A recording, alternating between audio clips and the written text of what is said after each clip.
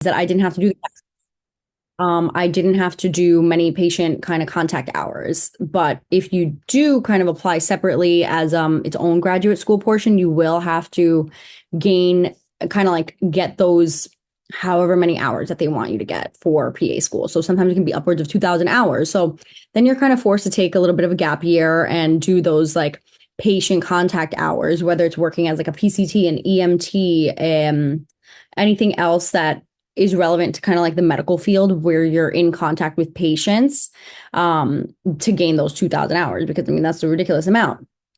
For me, I had to get about 50 hours.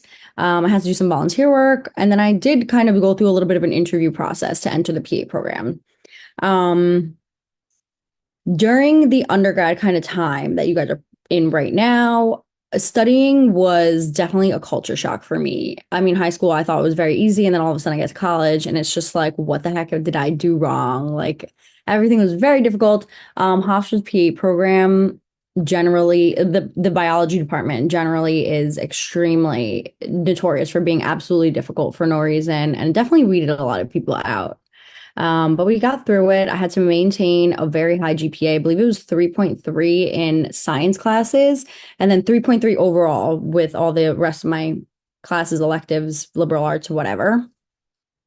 So then finally, fast forward to the didactic portion of PA school. So, absolute really, really hard time of your life. You're going to be constantly studying. I don't mean this to scare you guys at all, but it is definitely very study intensive. Like you're gonna be reading all the time, which is fine. I mean, it's medical school essentially in 2 years instead of four. It is and it's not. I can talk a little bit more about that too. PAs generally learn a very broad kind of, it's like medicine very broadly. So it's not really diving deep into histology, which is the study of cells and which cells look like what under the microscope, which is what medical students do. It's not really PA school, not really diving into a lot of physiology. Like, yeah, you'll do physiology, but it's going to be kind of like basic mechanisms of the human body so that you know how drugs work, but not more Sorry, I microscopic have than my that. Yeah. physio thing. Oh, sorry, Julia. I think you might be here, wait, 1 second. Okay. Oh, got it. Okay. Um, so anyway, so didactic year, very study intensive. But there are definitely ways to manage it. You know, you have to find what works for you. For me, I would literally download the PowerPoint, convert the entire thing into a Word document and make the entire thing like word for word the PowerPoint, and then add my own notes into, I would just type my own notes, like add a bullet point and write my own notes. So then I was printing out this like 30-page study guide that was exactly the PowerPoint with the teacher's speaking notes that I would type in. And I was reading that over and over and over and over again. And that's how I learned. That's not probably the style of for many people. It wasn't the style for any of my other friends. So the way that they learned was making charts. So they would make like a really basic kind of just like grid and be like diagnosis or problem, like let's say pericarditis or something like that. Then it would be like symptoms. Then it would be medications to treat, a little bit of physiology, then medications to treat, and then pearls, like things to watch out for. So that was very helpful for other people, especially if you're a visual learner and you can kind of like visualize like something just straight across. For me, I just had to read and read and read and read. For So that was like my study habits for time management. Part of the reason why I became a PA generally was because I knew that I could have a life in my 20s. And I know it sounds a little bit vain, and I know it sounds like, okay, like what, you can't just give up going out a little bit. No, I could not. I have a very big family and very big family values. And for me to miss out on key events for medical school, or because I was going to be away at medical school or studying, was not going to be it for me. And not only that, I really like to work. So I wasn't giving up my weekend job either. I worked throughout my entire time in PA school, up until I graduated, actually. And so for me, that wasn't going to happen. And I knew that that's what I wanted, was to continue working while also maintaining like a really good social life. So what I did was I loaded up on studying during the entire week. That's it. Monday through Friday afternoon was studying every single day after school. Um, and then I would be able to go out on Friday night. And then Saturday, all right, I would study half the day. And then I would go out again Saturday night. And then Sunday, I would spend studying and be with my family. If I had a test on Monday, for example, maybe I would study a little bit more on Saturday. Kind of like, you adjust it based off of what you want and what works for you and what you can manage. There's some people that I know that could not manage one single, not even like a PA group school outing right after class on a Friday, for example. There's people that could barely study and made it through because they were that good. It's really, really just you have to do you and not worry about one single other person because it's just about you. There's no competition. Once you're in PA school, you are there. That is your seat. You just have to maintain it for yourself. It doesn't matter if you have the 100 on the test or if you have like an 85. It's fine. All right. You just got to get through it. I know this sounds like it's like totally opposite of what you guys probably are always hearing or taught to learn and stuff like that, but really just like make it through and you're going to be fine. So that was didactic. And then in your didactic year, while you're kind of studying all the time, you go through the different systems of the body, usually starts with dermatology, then kind of works a little bit its way down. So then you do like ears, eyes, nose, throat, and then you move down to like lungs and chest, and then abdomen, musculoskeletal, orthopedics, and then gen surge, and then some other things like that. So other miscellaneous thing, you'll do a little bit of pediatrics, you'll do a little bit of geriatrics. We started with derm. I knew that that's what I wanted to do from a very long time ago, but I was open to other subspecialties. I didn't know maybe I wanted to work in a hospital or not, but as you go through the systems of the body and you're learning each kind of systems, diseases, and what can happen and all the presentations, you figure out what you like. So derm by far was my best test score to this day. Of course, I remember that. But then I was interested in surgery. I was interested in emergency medicine. I thought that I wanted to work in a hospital after graduating. I thought that was like the coolest thing. And I was like, yeah, I want to be an ER PA or a gen surge PA. So yeah, so I mean, like by the end of your didactic year, you have all of these thoughts floating around in your head, and then you are able, if your program allows it, you are generally able to rank where you want to have your rotations. So I was able to rank which rotations I wanted prioritized and which locations for those specific rotations. So for general surgery, I picked a hospital that was very popular in my neighborhood, and I knew it was a really great one. So I had ranked that one first. I ranked Gen Surge first as my most interested in kind of like core rotation. So you'll have each PA school does a little bit differently. I had 8 rotations, and 7 of those were core. So Gen Surge, emergency medicine, psych, OBGYN, family medicine, and pediatrics. And then 6 core, and then the 7th one is your elective rotation. So some schools do it a little bit differently. Sometimes you'll have to do 2 gen surge, or you'll have to do 2 family medicine, or 2 psych, or something like that, or you get like only 2 weeks in your elective, something like that. So for me, I had 6 weeks in each, and my elective, I chose plastics because I already knew I was interested in derm, like right off the bat. I was like, for sure, I want to do dermatology, best work-life balance. Always been interested in skincare and skin pathology and disease states and treatment options. So that was like a no-brainer for me. So I was like, all right, let me do plastics because that's also really interesting to me. And I was like, that would be fun too, because then you could do cosmetic stuff. So I was like, okay, great. Pick plastics. I got my plastics rotation. So that was the end of didactic year. You're going to do a lot of exams, a lot of like cumulative exams. Everything's going to be fine. Everybody makes it through. So don't worry about that. It's just a matter of getting to that point. There is a light at the end of the tunnel. So after the rotation selection, started the clinical year. So I started at Gen Surge. It was very miserable. It was a very tough time in my life. It was very rough. It kind of depends on where you go, though. There's some people that had a great general surgery rotation. I didn't, but it was fine. I learned so much. And then I made my way through all of the other core rotations and finally I get to my plastics rotation.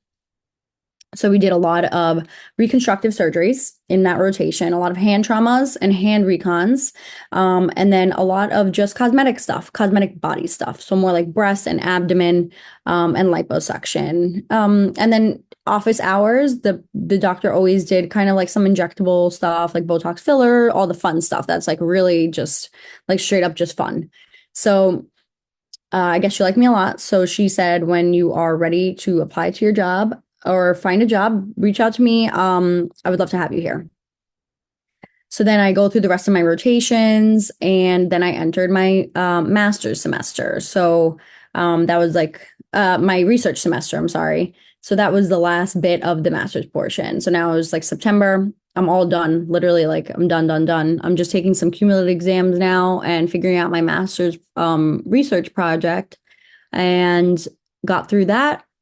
I started applying for some jobs around that time, like September, October, November, December, all while also studying to take my board exam. And it's not really a board, technically, it's just a certification exam, but whatever, everybody calls themselves board certified. So technically, it's like NCCPA, which is the National Certification Committee for PAs. That's your certification. Hence the C after PAC, PA certified, not like board certified plastic surgeon, derm PA, whatever. So I was applying to a lot of plastics positions. And I will say that because I had a rotation in plastics, I was hearing back a lot. And everybody was interested and everybody offered me an interview. I ended up not hearing back from any derm practices at all, except for one, which offers I did apply to derm, like practices and stuff. They all want people with experience. So if you're a derm MA, like you're gonna get a job in derm as a new grad PA. If you have zero experience, it's going to be very tough. And a lot of these derm practices, what they do to new grads is they will offer them a really reduced salary to work for a year on that reduced salary, which is way lower than the average starting salary for any type of PA. And what they do is kind of incentivize you that after that first year, you will make like 150% of that starting salary, whatever it might be.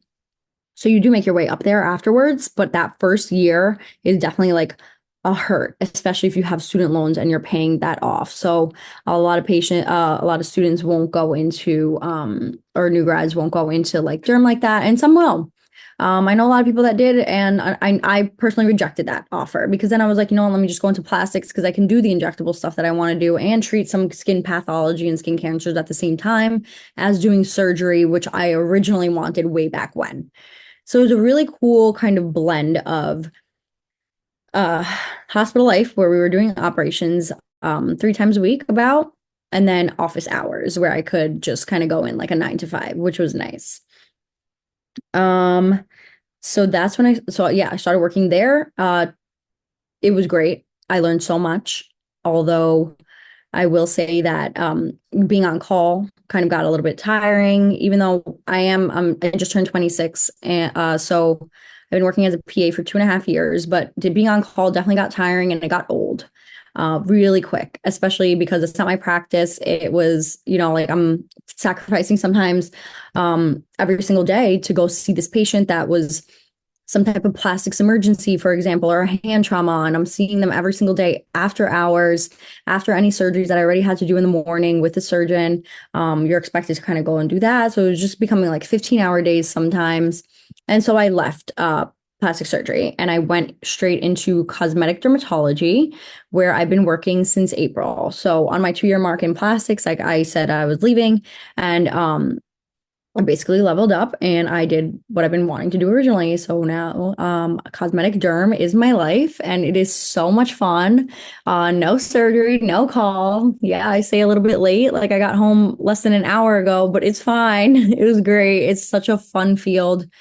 Plastics is too. Everything is very, very happy and there's nothing wrong with any of the patients ever. And it's like a therapy session and it's so much fun at the same time. So it's like, I totally I wanted to treat patients at first and like go into medicine. And now I'm just like, Okay, like zero medicine. What I prescribe is skincare half the time, and then that's it. So, that's where I'm at now. A little bit of day in the life is I work generally 9 to 5. For example, today I worked 11 to 7. But that's just because that's how my schedule is. And I have very big autonomy in creating my own schedule. Tomorrow I'm 10 to 6, but I switched it last night. I'm gonna work 9 to 5 instead. Um, and I have my weekends off, and the work-life balance is amazing. I personally work 5 days a week, but I know a lot of injectors who work 3 or 4 days a week in other practices. Kind of whatever works for you. Um, so that being said, I'll close on that note that there is a lot of variability in what you can do as a PA. You can work in admin, which is what I would love to do eventually. I love to do paperwork and structure things and organize things. So this next job that I'm at right now might just be a step into how to launch a department, because where I work currently is women's healthcare. It's integrated services. So it's OBGYN, so obstetricians, gynecologists. We have nutrition. We have cosmetic dermatology, which is me. We have vein therapy, and we have fibroid care. So it's a lot of different subspecialties within this kind of women's health realm. And our department is pretty new. It recently launched, and we're still working all the kinks out. So it's like now I can see that admin side of things.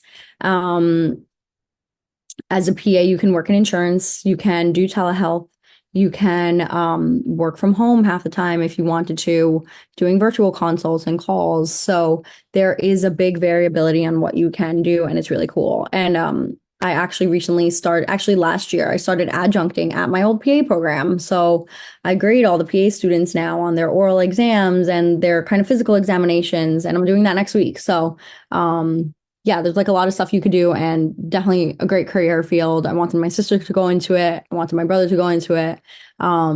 Very happy with my choice. So do you guys have any questions? Do you have any questions about PA school? Like, what are your concerns? I would love to hear. Yeah, and feel free to turn off your mic or you can comment in the chat and we can do either one. I have one. What is like the test before PA school? Because I'm kind of new to PA and I just want to know more about it. So I know there's a test, but what is that?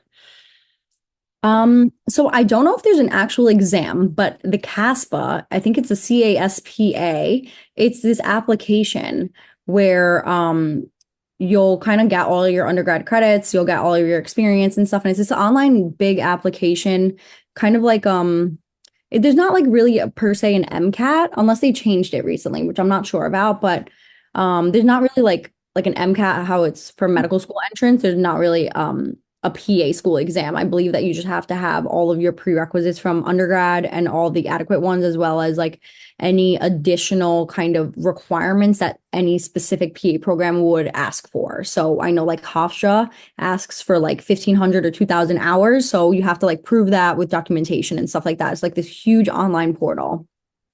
Yeah, to add on to that, there are some schools that require the GRE, and some schools require the PA CAT or like a Casper exam. It's like an ethical scenario-based exam. But I would recommend just looking at the schools that you're interested in and seeing what testing they need. For GRE resources, we have a partnership with the Princeton Review. So feel free to reach out to me and I can connect you with some resources. Oh, wow. I didn't even know that there was any type of exam. Thank you for that. I know about the PA CAT, but that's it. Yeah, definitely just I would suggest knowing where you want to go and then finding out their requirements, because everything is like slightly different.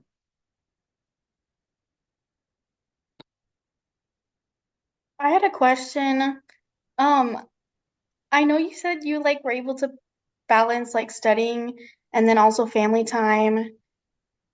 My concern with like I know compared to like medical school, PA school would be better in the sense of like it's the 2 or 3 years, but how would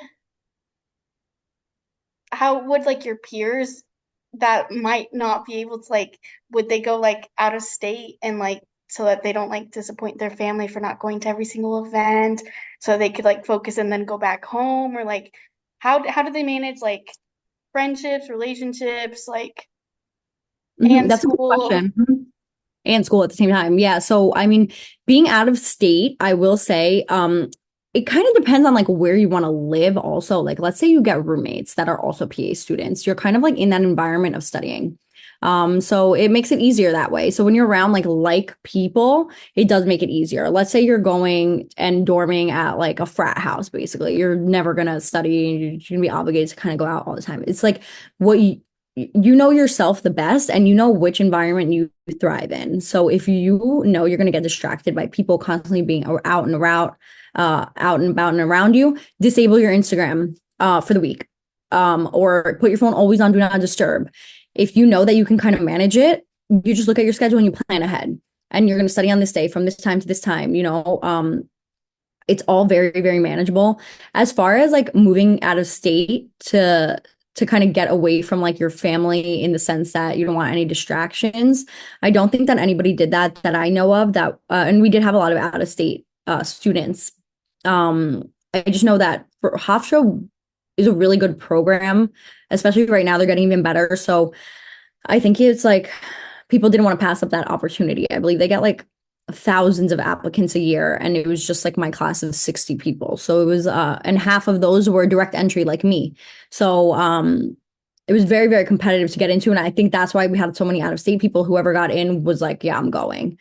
But as far as the balance, for me, I knew every Sunday I was going to my grandma's house, and then sprinkle that with like birthdays and like Thanksgiving and holidays and stuff like that. I always made it work because I had that as a priority. Like, all right, I'm not studying on Thanksgiving afternoon because I have a test on Monday. I'm just gonna load it up beforehand and load it up afterwards and have that day free. That's kind of how I did it. Did that answer your question? Yes, thank you. You're welcome. I see we have some questions in the chat. Okay, the most rewarding aspect of my job, Aubrey, good question. Like I said, my job is very fun. So then you would think that maybe it's less rewarding because you're not like curing people of like their cancer or whatever, or you're not like helping people through pain.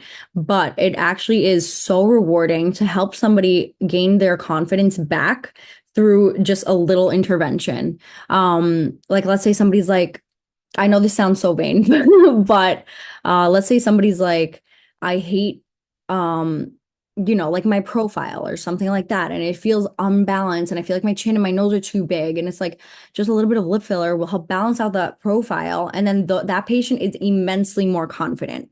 It's not about making anybody beautiful by any means. It's about the confidence level and making them feel comfortable with themselves. And when they're happy and they look in the mirror and they're excited and that confidence level is high, sky high, that's the best thing for me.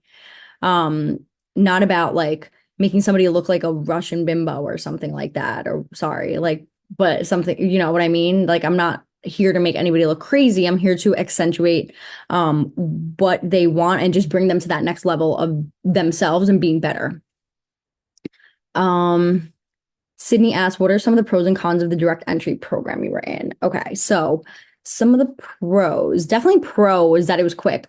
5.5 years, I was in and out. I got my bachelor's and my master's, and I got my research done. So I think my article got published. I don't remember, but that was really great because they push you to they work really, really closely with you because it is such a small program.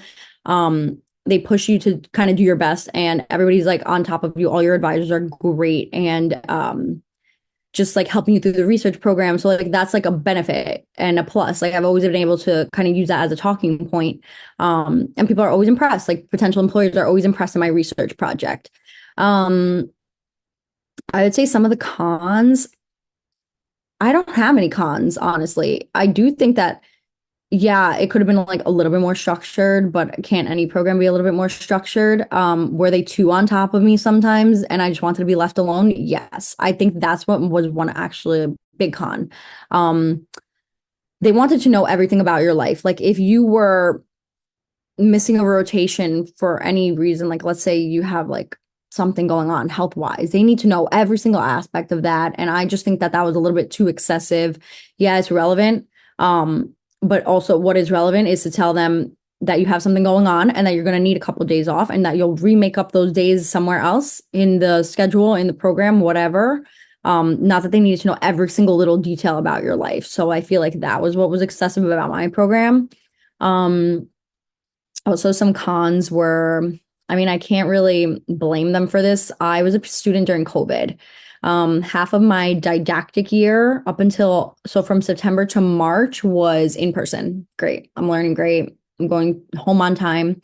And then all of a sudden March hits, COVID hits, the world shuts down, and I'm sitting in this chair exactly where I am right now for 15 plus hours a day because my lecturers were just constantly talking and talking and talking and talking, and they weren't coming off of the Zoom call, and you can't leave because you're not allowed to leave basically, or you'll get like yelled at or written up or whatever. And then I have a test tomorrow that I'm trying to study for, and all of a sudden class is going 4 hours over, and there was nothing I could do about it. So there was like very poor management skills in that aspect. But everybody was learning at the same time like what to do in this scenario of like the world literally closing. So that was also a big complaint of mine. But otherwise they were so great at everything, at like making sure you were very supported. My advisor and I didn't meet often because again, I felt like I didn't really need it, but there were some people that did, and they were constantly meeting with their advisors. So really great. Like Hofstra was great at that. I don't really have any more cons. Definitely the pros were also the affiliations that I had with the hospitals. So when I started my clinical year, for example, in my rotations, we had such a strong connection with the Northwell hospital system, which is one of the biggest hospital systems on Long Island right now. And in New York, we were still able to do our rotations, even though we were going to do the rotations through the second wave of COVID, whereas all these other students from other programs were being kicked out. And some of them didn't do any rotation. Some of them did like online modules instead of a rotation. So I got a full, definitely clinical year experience, even though there was like catastrophe happening left and right. And then on to build on that, the affiliation that we had were at some top hospitals. So I saw crazy pathologies, crazy people dying left and right. But also people being saved left and right, and amazing surgeries, and amazing interventions. And I got to work with some really brilliant doctors. Yeah. Okay, Talia, what general advice would you give to pre-PA students who are preparing to apply? I wish I could be more helpful with this question because I didn't have to apply to anything. I went right through. I just had to hit my requirements and go right through. Again, I would definitely make sure, from what I know from like my friends and my PA friends who applied, kind of like they did just pre-PA and then they applied to a program and then go straight through into one. They said that they all kind of had to take gap years, and they all worked as like research assistants or like again like EMTs, patient care technicians in hospitals, or medical assistants even. Again, I would just make sure each school, you have their list of requirements of where you want to go, and make sure you're hitting all of those requirements. So if somewhere is asking for 2,000 hours, make sure you're getting those 2,000 hours. If something's asking for like letters of recommendation, make sure you get those, or just kind of like have yourself organized in that way. Did I know anybody in my class that got hired as a PA outside of the state that they went into PA school? Or is that pretty unusual? Yeah, so actually, I know this girl from my high school who literally went to PA school like in California, and now she's working in Hawaii. So there's that. A lot of the people that were in my PA program kind of went back to where they were from. So I know there's someone from Michigan and he's working there. There are people that I know that, again, this is New York. So you don't have to get your New York, I believe. Actually, I think everybody got their New York license, and then they just had to reapply with their state licensure board for that specific state's license. Some can take longer than others. If you're doing telemedicine, and let's say I'm doing telemedicine right now for a patient that's in Florida, I have to have my Florida license. Some states take longer than others. I right now only have my New York license. I don't know if I'll ever get any other license. But yeah. So everybody kind of went back to where they were from. California, definitely New Jersey. Somebody's in Connecticut right now that I know. And then everybody else is kind of here in New York still. Did I do anything specific to look more competitive in my application? So my application to general, like Hofstra and the pre-PA program, because when I applied to Hofstra, I also applied to be that in that pre-PA program that would become the PA program. I had really good science research program in my high school. So I did a kind of like research little project like that, very kind of like on my own. So I had that for me. Anything more specific was, I shadowed PAs as well when I was in high school. I know this is not relevant because you guys aren't in high school anymore, but I did shadow PAs and I was able to get those. I volunteered at like a rehab center for Alzheimer's patients, so and dementia patients or like people with any neurological conditions. So I was able to have that kind of like patient like experience behind me, even though I was kind of young. And then I did, like I said, I did have to do some interviews entering the official like grad school portion of the PA program. So they had asked me the same kind of things. They had asked me like why MD versus PA. They had asked me some ethical questions. So I would definitely brush up on some general ethical questions. You could just Google one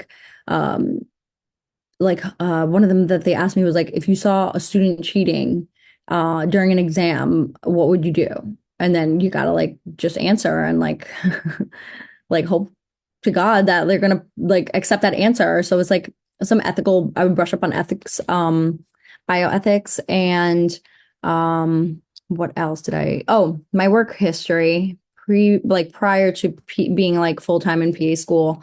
I always worked in a restaurant. I had great interpersonal skills with customers and just really good. I spun that to be like, I have really great bedside manner because I've dealt with so many different types of people, especially being in the restaurant business for so many years. I started when I was 14. So that was a big selling point, like as to why I can talk to a brick wall, basically. How long was the certification exam? You get 6 hours. You don't have to use all 6 hours. It's broken up into sections. I believe 4 sections of 60 questions each, or 5 sections of 60 questions each. You're allowed like a few breaks in between, but the cumulative break time can't exceed like 30 or 45 minutes, something like that. They're going to prepare you for this like right before while you're studying for your board exam. I think I finished mine in like 4 hours and 20 minutes, and I thought I got tricked. I was like in my car and I was like, I don't know if I got even one question right, but we're here. They prepare you very well. So my program did a really great job of preparing us and kind of doing a lot of review courses while we were still in research semester. So the schedule was a lot lighter and we were doing lots of studying. And there's a book called The PANCE Prep Pearls that's really great for students who are preparing for their PANCE exam, the certification exam. What would you say set you up for the most success in undergrad getting into PA school, like experience, clubs, extracurriculars? I feel like I kind of answered that one with did I do anything specific to look more competitive in my application? So when I did have to do like that, it was kind of like just a formality interview. I was in clubs. I was in like this, whatever clubs I found in a Hofstra undergrad, I would just join them, like women's healthcare club. There was like nobody started that, and I just like heard about it and like I joined it. Some girl started it and a few years older than me. I was in like the biology club. I was in some other random clubs like that weren't related to PA school at all, just to show that you want to be well-rounded, find something that you're interested in. Extracurriculars. I feel like extracurriculars in college is like not a thing. I don't know, not for me at least, but I do like to read. So that was always something that I always said, like I thoroughly enjoy active reading, and staying up to date in medicine. That was like a big one also. Any research that you could do. I was a TA also in undergrad. I forgot about that until just now. In my biology lab. That helps. That shows that you like science. How did you decide what to do your research project on? I'm not sure if you already talked about. Okay, yeah, I didn't talk about this. So my research project was examining the disparities in ultrasound use in emergency settings. So what does that even mean? That's like ultrasound is a great diagnostic modality in emergency settings as well as trauma settings. So we examined the use of ultrasound and the frequency of the use of ultrasound, and then analyzed which demographics, so like demographics like race, socioeconomic status, region, and I believe age, that ultrasound was more likely to be used in. And of course, we found that white Caucasian, socially like more affluent areas were getting ultrasound use. So a little backstory is that ultrasound can be used to see free fluid in the abdomen, so like bleeding or a perforated abdomen, for example. Like let's say somebody was in a horrible car accident, you just literally throw that ultrasound probe right onto their belly in a certain spot, and which you'll learn in PA school, and you're able to see very clearly if there's blood. If there's blood, they don't need to wait for a CAT scan or an MRI, or an X-ray to be read. You just go straight to surgery. So really great diagnostic tool that can cut down wait times and surgery times and intervention times. We found like disparities in like socioeconomic status, a region, whether doctors are trained on it or not. So that was my research project. The way we came about it was we were just throwing ideas onto a piece of paper and literally just like web diagrams. Like we would put ultrasound down and be like, okay, what can we ask about ultrasound? Like what official diagnostic exams can be used with ultrasound. And then we figured it out like that way. We were also going to do something with cardiology. I don't really remember, but it's kind of like your mind goes down a rabbit hole. We didn't have to pick on a research topic right away. It did take a couple of weeks, and our advisor, like our research advisor, was very, very good at helping us like, no, maybe that's too broad. Maybe that's too narrow of like a research group. So we did have a lot of help. But our idea was basically our own, and you'll figure it out. So you'll put what you're interested down on a piece of paper and just kind of like have your mind thinking. It couldn't have been like I couldn't make like a skincare product, for example, because I don't have time for that. But for my project was more of analyzing data from a lot of different databases. So that was a lot easier than really conducting my own clinical trial or something like that, or sending out surveys. So that's also something to keep in mind, because if you do have to go around and send out surveys and stuff like that, that takes time to collect data and then reanalyze data and then adjust for kind of certain things that can go wrong within the data. For me, it was analyzing all previous kind of studies. So we just formatted the database to kind of like take all these studies, and we like took out everything else except for ultrasound and things like that. You could like filter all these studies, and then we were able to kind of get the data that way. I have been very interested into derm, but I know it's competitive. Is there anything I can do during my undergrad or my gap year to have a better chance? Oh yes. So definitely, if you could become a derm MA, like that's it, because you'll probably have a job where you work. They'll always like offer you a job pretty much. So every single derm MA that I know has worked and then became a PA, has worked in that place where they were a derm MA, or they know somebody who worked in a place that would hire a derm MA with like derm MA experience. So that's a huge one. Definitely derm MA.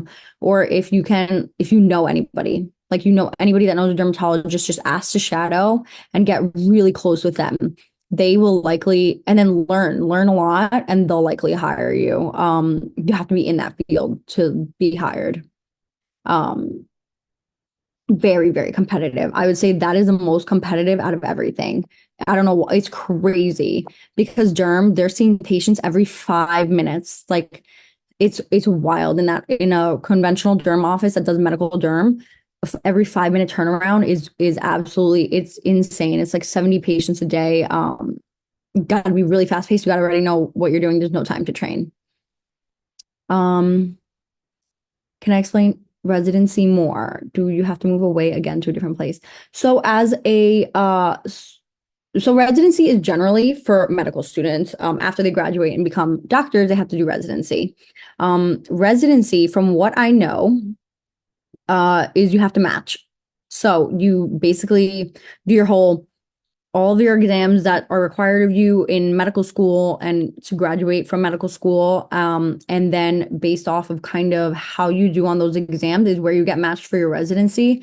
I believe you can rank certain things that you would like, certain subspecialties that you would like more than just general. But if you don't do as well, I believe you're just like, hopefully you get a residency. I'm not really entirely sure about like specifics, but I do know that you can just match anywhere and have to go.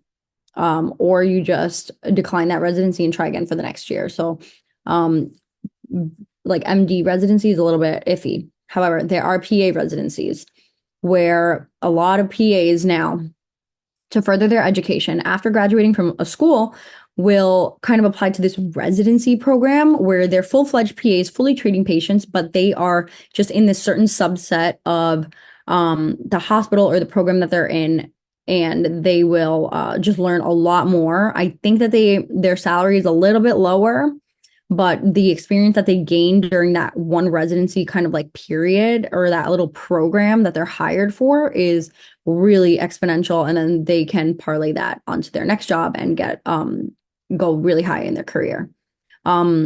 I know that somebody that was an adjunct that taught at Hofstra did an ultrasound residency, and he was an emergency medicine PA. So he had all that ultrasound experience. Ultrasound is a very great diagnostic tool, and was like is part of an ultrasound team at like one of the big hospitals near me right now. And it's like that's a great job.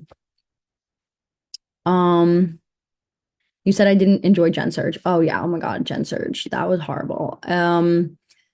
So the place that I did, I'm like, I have PTSD reliving that. I had to be up at like 4 a.m. to drive to the hospital to like park in this like very far away parking lot and walk down this hill while it's pitch black outside to make it in by like 5 and do rounds. And then I wasn't getting out until like 7 p.m. And then I had to do it all over again the next day on top of studying for that end of rotation exam that we had. I had no real structure there. There were 22 operating rooms. They were all going pretty much at the same time, which is crazy. 22 operating rooms in a hospital is big, and this hospital's not even that big. I had no real structure as to like where to scrub in, what surgeries I should see. Nobody teaching me anything. It was kind of just like, okay, like you're part of the team, figure it out. And I had to figure out that I had to present certain patients that I scrubbed into on the day before in rounds at like 5 o'clock in the morning one day. And you have to present it the way you want it, the way they want it. So you start with like patient name, date of birth, age, condition, post-op day, whatever, status post, this, and that. You list all their lab results by heart. And it was just like a lot. And I was just like, I don't like this. Like, this is not what I'm interested in. I don't want to be analyzing lab results all day long, and trending like hemoglobin hematocrit levels because I'm just like really not interested in it. And there's so much different pathology, but it was really interesting. A lot of different complications. A lot of people were smooth sailing. I saw a lot of different stuff, definitely on my Gen Surg rotation, but it was just like the environment that I was in was also very toxic. I was with all of these PAs who never scrubbed into surgery. They were surgery PAs, but all they did was work on the floor. They would do rounds, they would chart, and that's all they did for the rest of the day was answer consult calls, or they would sit on the floor just making sure everything is going well with the patients. Like, let's say the nurse said like, hey, there's something wrong with this patient's labs in the middle of the day, like that PA would kind of fix it and help with it. They never scrubbed into surgery. And they were just very, very toxic environment. And it wasn't only me that said that, it was many people. Turns out the plastic surgeon that I ended up working for did her general surgery residency there. And she also said the exact same thing without even me prompting it. I never even wanted to talk about that place ever again. So it was just a very toxic culture, not a nurturing culture or an environment for somebody who's trying to learn. It was kind of just like, yeah, you're here and you're a bother, and you know that, like, I want you to know that you're bothering me by standing here. So that's why I didn't like it. All my other rotations were great though. Everybody was very willing to teach. Thank Do we you. have any more questions? You're welcome. I think that was it. I know I spoke a lot, so if you guys have any questions, let me know. And then Gigi, you can give anybody my email address. I'll always answer questions or hop on a call. Okay, thank you. If anyone has any last minute questions, you can just unmute or put it in the chat and we can wait like another minute. But yeah, I think this is it. I'll send you all the recap emails so you don't have to worry about links or any of that. Eleni, thank you so much for speaking to PPH today. I thought this was an awesome meeting and we learned a lot. So Okay, I'm glad. I hope you guys did. And again, if you have any questions, just give them my email. I would be happy to answer any questions. thank you so much. Okay, hope Of everyone course. has a you. nice night. Bye.